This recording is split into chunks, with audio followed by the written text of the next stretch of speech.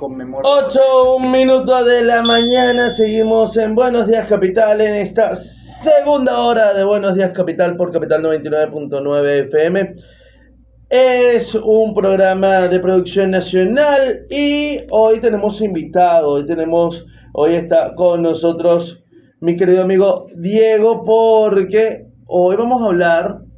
Mañana es fecha patria, mañana es 24 de julio, mañana es nacimiento de Simón Bolívar, pero además mi querido Simón Acosta el día de ayer me escribe y me dice: Beto, tú sabes que ocurrió en 1903 la batalla de Ciudad Bolívar y fue en el mes de julio y nadie habla de eso. Y dije: ¿cómo que nadie habla de eso? Vamos a llamar a mi querido Diego para que nos hable un poquito más sobre esta batalla de Ciudad Bolívar que ocurrió desde el 17 de julio hasta el 21 de julio de 1903. Así que, Diego, muy buenos días. Voy a arrancar de una porque yo sé que vamos a hablar sabroso y nos vamos a extender sabroso. Entonces, quiero arrancar contigo, Diego. ¿Por qué tú crees que como ya un chamo historiador, por qué tú crees que esta batalla, que fue tan importante, fue incluso el último enfrentamiento de lo que fue la gesta independentista, libertadora, no se le da tanto auge como otras batallas como la San Félix o cualquier otra? Buenos días. Bueno, buenos días, gracias por la invitación y saludos a todos los radioescuchas que nos sintonizan a esta hora. Es un honor para mí estar invitado nuevamente en este, Esta es tu en este casa, esta es tu espacio. casa. Sí, ya son muchas invitaciones, las cuales agradezco y bueno, espero estar a la altura de la invitación y de la expectativa de ustedes y del público. Bueno, creo que no se conoce mucho en general en Guayana. De hecho, se ha escrito, se ha investigado sobre eso. Hay una autora que se llama Hildelisa Cabello. Ella tiene un libro que se llama, eh, pues trata sobre el papel protagónico de Guayana en la independencia de Sudamérica. Y ella hace una serie de reflexiones y de críticas, ¿no? De por qué Guayana está fuera de la historiografía venezolana. Quizá por allí encontremos algunos indicios del por qué esta fecha de 1903 de la batalla de Ciudad Bolívar no se celebra o no se conmemore como es debido a la trascendencia que tuvo. Sin embargo, ella alega allí que por distintas razones. Primero bueno, la historia se escribió desde el punto de vista centralizado, desde Caracas Sí. hacia lo interno. No, incluso por ahí hay una frase, ¿no? Que Caracas, lo demás es Monte Culebra. Dale, tranquilo. Bien, hay una narración centralizada de la historiografía venezolana. Sí. Y también ella alega allí, bueno, como Guayana fue esa provincia que quiso sumarse a la independencia, pero que no firmó el acta de independencia, quizá también, digamos que se quedó un poco relegada en la historiografía en general, ¿no? Y de hecho también... Bueno, tan relegada que acuérdate que nos habían quitado la octava estrella, correcto. O sea, tan relegada no tuvimos octava estrella por casi 180 años. Exacto. 180 años sin la octava estrella que fue decretada por Bolívar aquí en este lugar, por más de 180 años. Entonces, digamos que esa tradición de escribir la historia centralizada ha dejado por fuera pues, la narración provincial. La narración provincial que tuvo hechos significativos, importantes, sobre todo aquí en Ciudad Bolívar, no en balde dicen esta es la ciudad histórica de Venezuela. Correcto. Pero ese haber quedado quizás sin firmar el acta de independencia, el estar tan alejada, tan remota, de hecho incluso nosotros dependíamos en primera instancia de la Nueva Granada, de lo que hoy es Colombia. O sea, Guayana rendía cuenta de lo que hoy es Colombia, o Bogotá, rendía cuenta desde allí. Luego, cuando ya viene el proceso de unificación, que ya es en finales del siglo XVIII, 1777, por allí, es que hay una noción de integridad nacional, del territorio nacional de Venezuela. Luego, en el proceso de independencia, el proceso de independencia llegó, digamos, tarde, entre comillas. Sí. Llegó ya en 1800, tuvo sus primeros inicios en el propio 1810, sin embargo, no se pudo concretar, no se pudo consolidar el apoyo de Guayana al proceso independentista que se inició el 19 de abril. Sí fue entiéndase bien, fue una comisión desde aquí nombrada que se presentó allá en Caracas. Sin embargo, hubo un movimiento que lideraron a pocos metros de aquí, en lo que hoy es la Plaza Centurión, un grupo de curas, de franciscanos, que lograron pues inhabilitar a ese movimiento independentista que intentó sumarse. Entonces, a lo largo del siglo XIX igual, se quedó fuera de la historiografía. Y bueno, la batalla de Ciudad Bolívar, que es muy importante porque es allí donde se empieza a configurar el concepto de Estado-Nación. Con la batalla de Ciudad Bolívar se han derrotado los últimos caudillos de Venezuela, e inicia un proceso de pacificación, ¿no? Entre comillas, una paz romana, un proceso de... Sí, porque recordemos que estamos hablando de 1903. 1903. O sea, ya ha pasado bastante de todo lo que fue 1811, todo Sí, fue, sí. o sea, fue incluso considerada el último enfrentamiento o guerra civil Sí, en el país. sí. De hecho, si ves desde que Bolívar fallece, lamentablemente allí en Santa Marta, Venezuela entró en una suerte de huracán, ¿no? De revoluciones y revoluciones de los colores que las busquen. Amarilla, azul, Claro. La revolución liberal, legalista, en fin, que fueron procesos políticos que desencadenaban en golpes de Estado uno tras otro, o regímenes un tanto autoritarios, etcétera. Es que incluso esta batalla, si mi memoria no me falla, y gracias de verdad, Simón, que ayer me refrescó mucho, fue liderada por Juan Vicente Gómez. Sí, luego de que los andinos toman el poder, hay un movimiento contrarrevolucionario, digamos, que se fragua entre el centro oriente de Venezuela, y el principal jefe de ellos fue Manuel Antonio Matos, un banquero que tenía el apoyo de compañías extranjeras que pusieron el dinero para, digamos, que retrasar ese proceso de reunificación y de creación del concepto de Estado-Nación, que lo tenía bastante claro Cipriano Castro. Cipriano Castro era quien estaba en el poder, quien era el jefe del Estado, y envía a su jefe del ejército, que era Juan Vicente Gómez, a esta zona a reducir los últimos caudillos que estaban en esta región, porque se atrincheraron aquí en Ciudad Bolívar. El jefe militar de ese movimiento se llamaba Nicolás Rolando. Okay. Él era de allí, creo que era de Barcelona. De hecho, en Barcelona hay una plaza Rolando en honor a él. Okay. Uno de los grandes caudillos de finales del siglo XIX. De hecho, él vivió aquí antes de tomar militarmente toda esta región, que además un factor local era el señor Ramón Cecilio Farreras, que era un caudillo local, que era capitán, pero tenía un gran ascendiente en todo el estado. Él era descendiente de los Farreras del siglo XVII que llegaron aquí. ¿Por la Plaza Farrera? No sé. ¿Tendrá algo que ver? Posiblemente. Asumo. Aunque esa Plaza Farrera se debe a un antiguo esclavo de la familia Farreras. De hecho, ellos eran los más grandes hacendados en lo que es Oyempata. Eran los que más esclavos tenían. O sea, eran muy ricos, tenían muchos esclavos. Wow. Mira, Diego, disculpa que te corte la nota, pero recuerda que de vez en cuando tenemos que ir a música y todo ese tipo de cosas. Entonces, vamos a hacer una pausa musical. Estamos hablando con mi querido Diego, historiador muy joven de acá de la ciudad, guía turístico de nuestra ciudad, conoce mucho sobre la historia y por eso, bueno, hoy quisimos rendirle ese tributo, gracias, repito, a mi querido amigo Simón Acosta, que me recordó que existía esta batalla de Ciudad Bolívar, que fue la última batalla independentista, vamos a llamarlo así, la última guerra civil, por allá en 1903, y también vamos a rendirle más adelante un poquito de tributo a Simón Bolívar, porque decimos, bueno, en la casa de Simón Bolívar, tenemos la estatua más grande de Simón Bolívar, pero ¿qué hizo Simón Bolívar acá en Ciudad Bolívar? Eso también vamos a estar hablando un poquito de más adelante.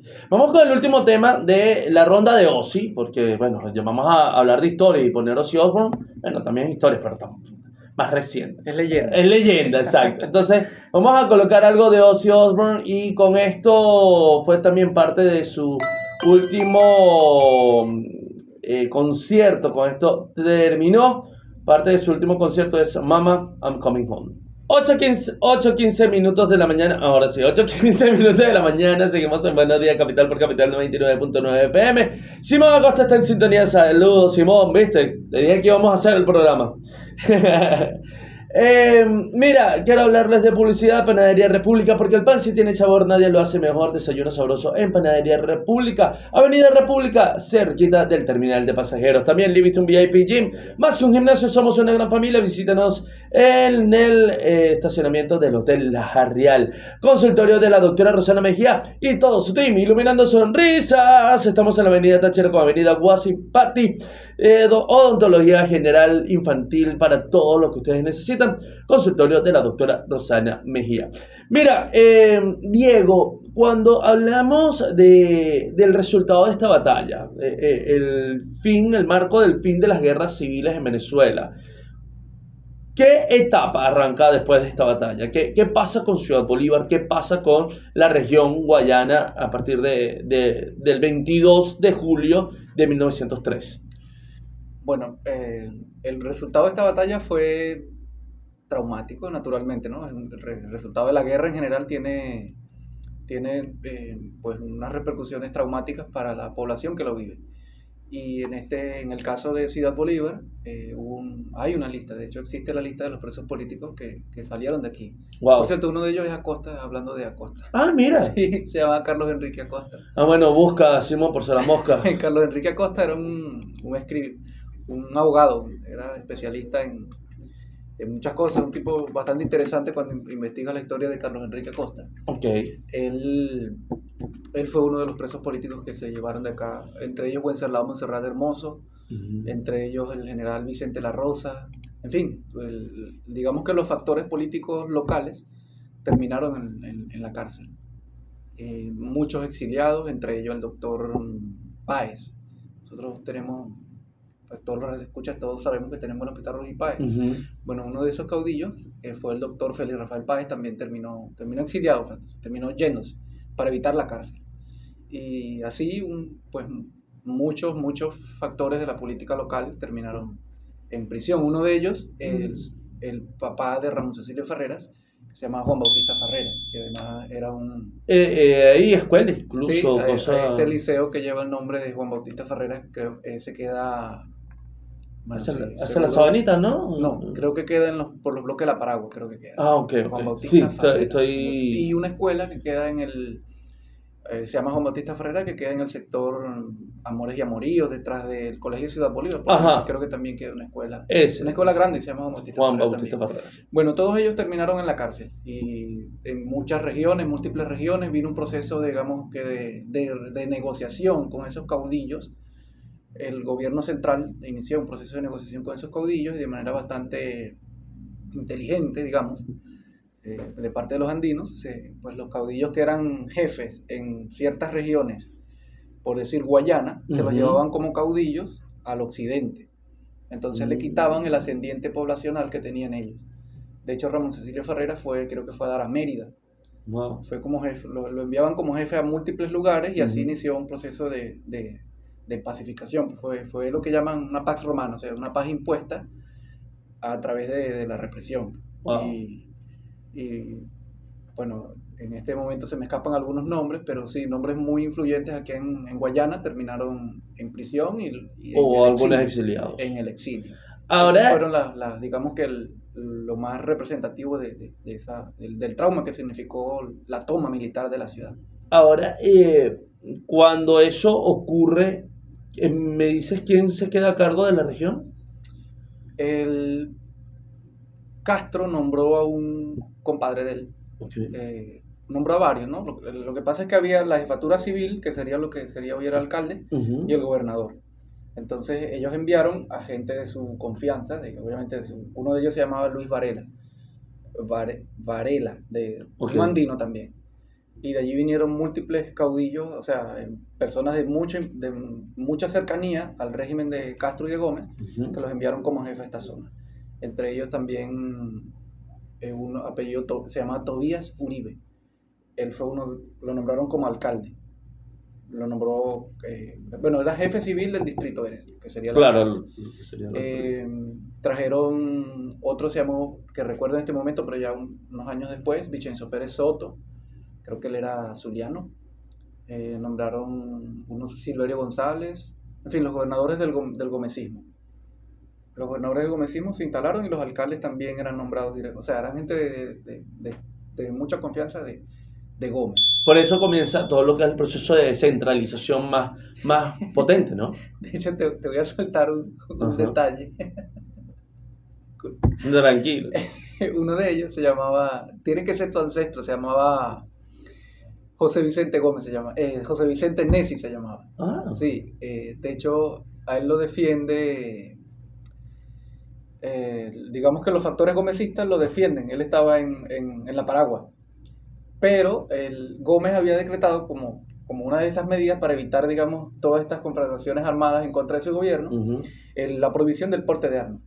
Y entonces, José Vicente Nessi, que estaba en la Paragua, tenía un revólver. Entonces la autoridad, el alcalde lo intima, le despoja, le pone una multa y de hecho él dice, o sea, José Vicente Nessi dice que bueno, que él se reunió con Gómez y que no, Que no pasó nada. que no pasaba nada, pues que él era de confianza, que era una persona Ujú. que no era de temer, pero así de rigurosas eran las medidas, pues no se podía portar armas, las reuniones políticas estaban. Prohibidas Sí, de hecho el técnicamente. diario en ese momento, que se llamaba lo que sería el luchador, se llamaba el anunciador de la familia Suegart, Ujú. eh, fue cerrado y le cambiaron, de ahí nace el luchador, por el cierre del el anunciador, por, se impone, el gobierno Y, central se impone. y creo que era el luchador al inicio también era de la misma familia Sí, Suegar, sí, ¿no? sí, sí, de la familia Suegart hasta los 40, 50 por ahí Que fue siguieron cuando siendo. cierra. No, ellos no cerraron, de 1905 hasta los años 80 ellos no cerraron. Ellos tuvieron mucha vigencia, tuvieron décadas publicando por una cuestión, un tribunal Sí. al final lo terminan, como dicen, rematando, ¿no? Por cuestiones de los socios allí. Pero esa fue otra de las medidas, pues la prensa fue cerrada o censurada. Claro. Y aquí en Ciudad Bolívar eso se vivió. Otra de las medidas fue el cierre del Colegio Federal de Guayana, que era, digamos, un bastión ideológico e intelectual en contra bueno, generalmente en estas situaciones de cambios de regímenes, pues se desplazan unas autoridades por autoridades nuevas. Claro. Y en ese desplace de esas autoridades, de esos referentes, pues cierran los colegios en general, no solamente el de Guayana, el de Valencia, el del Zulia, el de Carabobo, etcétera. ¿Dónde estaba ese del Colegio Federal de En Guayana? el Congreso de Angostura. Ah, era el que estaba Sí, en el Congreso. en el Congreso de Angostura. Ahí funcionaba. De hecho, el rector del colegio por mucho tiempo fue Juan Bautista Ferreras, uno de los jefes que terminó en la cárcel. En fin, ese es pues en algunos detalles de los resultados, las repercusiones que tuvo la batalla de Ciudad Bolívar para la población de acá de Ciudad Bolívar y de Guayana. Sí. Buenísimo. 8:23. Vamos a una pausa musical. Ahora sí te puedes ir tú con música que tú quieras, más live, ya no tanto Ozzy. Estamos hablando con mi querido amigo Diego Navas, quien es historiador de nuestra ciudad. Estamos hablando un poquito de la batalla de Ciudad Bolívar.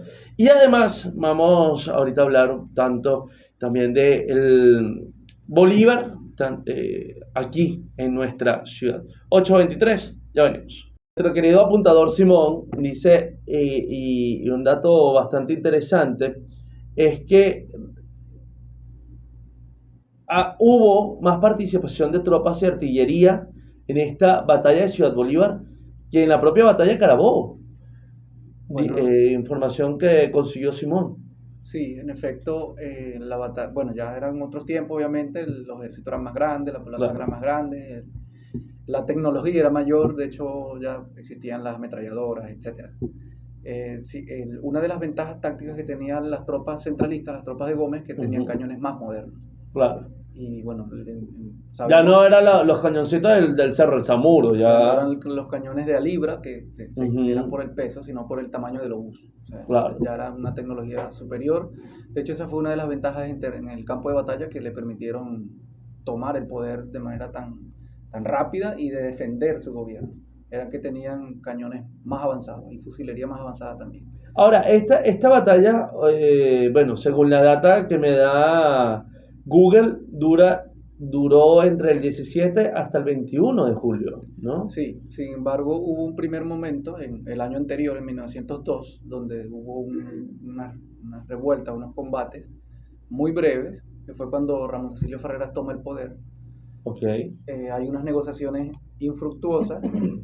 Luego sí vendría ya en 1903, digamos que el ejército de las tropas centralistas de Castro, comandadas por Gómez, por supuesto, y otros generales, entre ellos Román Delgado Chalbó, que era un oficial de la Armada, de las Fuerzas Navales Venezolanas. De hecho, esta ciudad fue bloqueada, fue sitiada y fue bombardeada. Recibió más de unas aproximadamente 1.200, 1.300 cargas Wow. de cañones, o sea, más de 1.000, aproximadamente 1.300 cañonazos recibió la ciudad. De hecho, un dato curioso también es que las tropas de Gómez implementaron por primera vez los desembarcos anfibios. Eso permitía llevar tropas frescas al frente, al campo de batalla, cosa que no se hacía antes. Los buques solo eran logísticos y traían pues las armas, los bastimentos, etc. Sin embargo, por primera vez, una flota que partió desde el centro del país, que aprovisionó en Cumaná, que luego entró al Orinoco, esas tropas traían, esa flota traía tropas frescas que desembarcaron al este de la ciudad y que procedieron a tomar por asalto la ciudad. Ahora, tú me comentas también que esos datos no están aquí en el archivo histórico, no hay nada, no hay información de eso aquí. Bueno, en el archivo histórico, de hecho, para ir más allá, sabemos que en un acto de extrema, pues, de extrema violencia, como una guerra, obviamente hay bajas. Claro. Se calcula que hubo aproximadamente 1.500 bajas. Sin embargo, usted va a nuestro registro civil y un mes antes de la batalla no hay defunciones. O sea, no aparecen registradas, asentadas en los libros las defunciones, ni los nacimientos ni los matrimonios. O sea, cabe preguntarse, ¿es que nadie murió en ese tiempo? Nadie murió, nadie nació y nadie se casó. Al parecer tiene que ver con que, bueno, en estas situaciones de calamidad, de turbulencias políticas, pues nadie quiere firmar para no dejar prueba o muestra de eso. Había un jefe civil, una autoridad civil y militar, que era Ramón Cecilio Farreras, pero al parecer en el poder municipal decidieron, digamos, que dejar de registrar las defunciones, los nacimientos y los matrimonios por aproximadamente 3 meses. Entonces eso nos imposibilita saber quiénes fallecieron en los combates.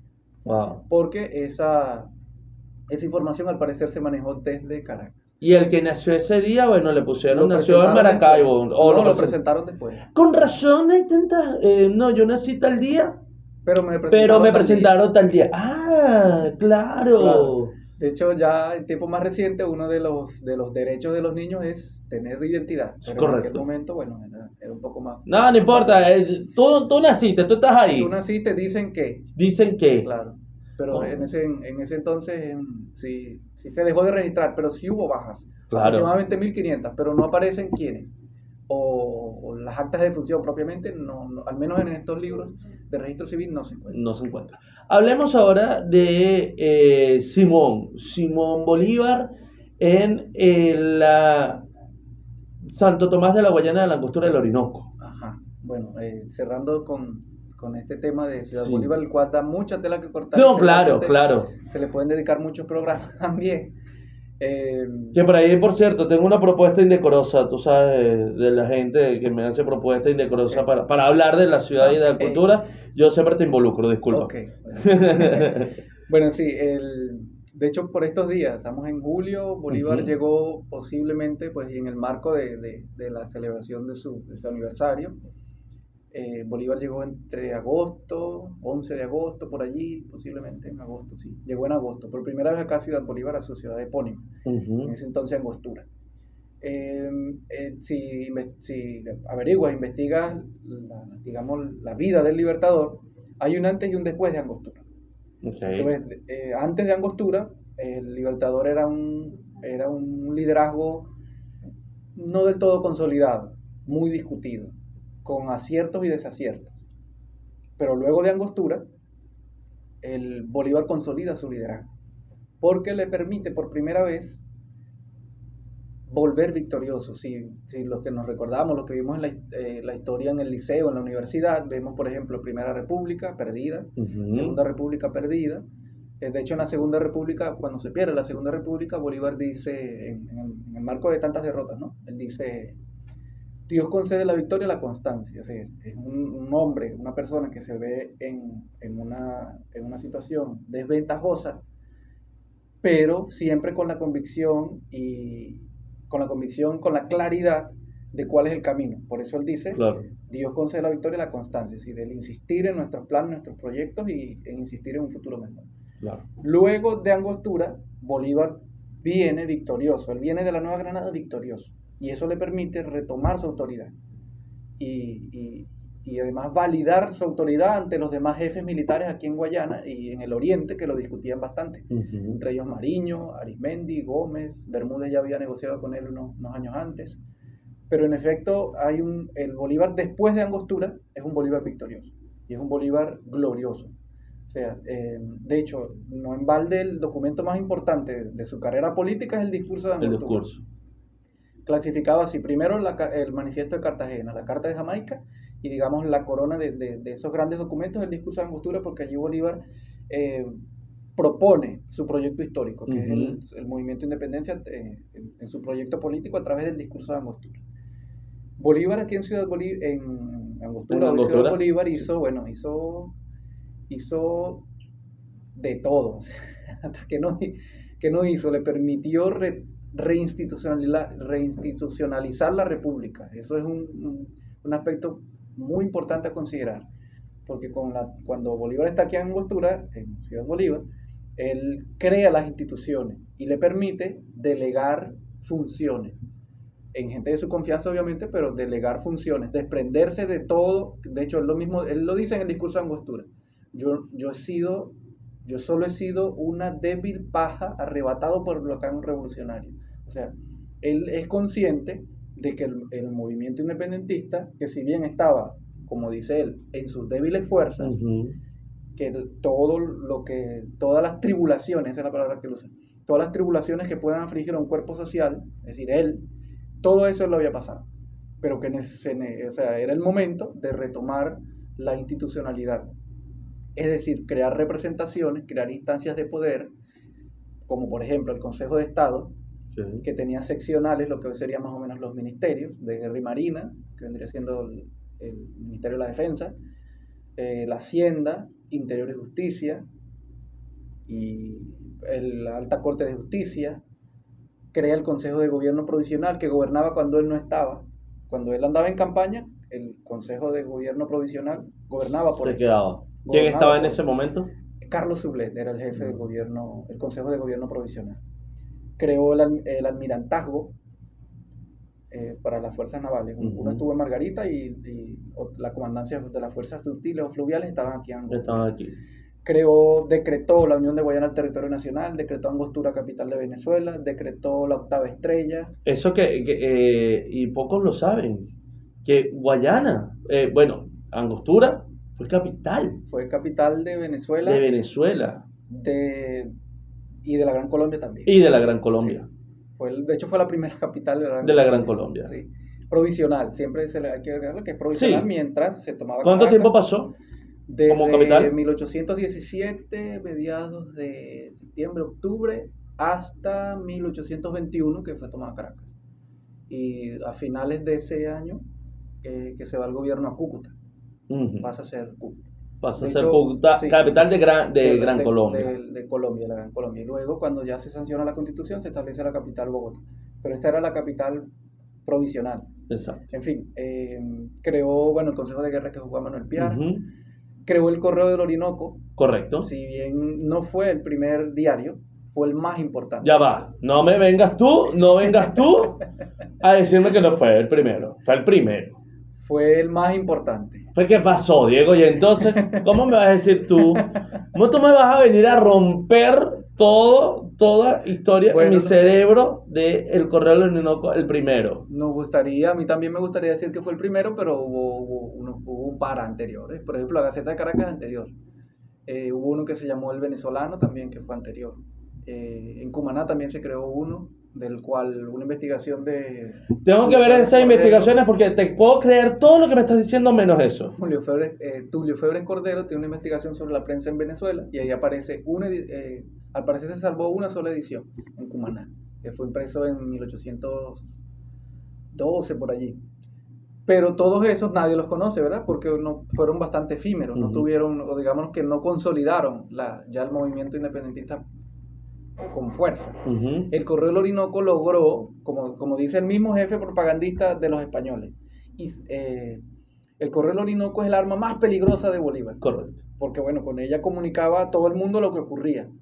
De hecho, creo que José Luis Ramos, que fue uno de los editores del Correo del Orinoco, él más adelante dice, nada hizo más proselitismo en los campos de batallas como el Correo del Orinoco. Se ganaron otras batallas, que era la batalla de las ideas y comunicacional. O sea, él reconoce, uno de los testigos estrella dice que más proselitismo en los campos de batalla se hizo con el Correo del Orinoco. O sea, te voy a investigar esa, ¿viste, Diego? Esa sí te la voy a investigar porque... Fue el más importante, no el primero, pero sí el más importante. 8:40, ya venimos.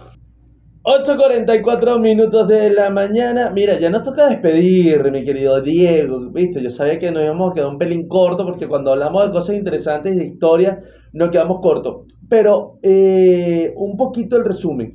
¿Cuánto tiempo estuvo Bolívar en Angostura del Bolívar Orinoco? estuvo aquí desde, la fecha que les decía, creo que fue el 11 de agosto de 1817.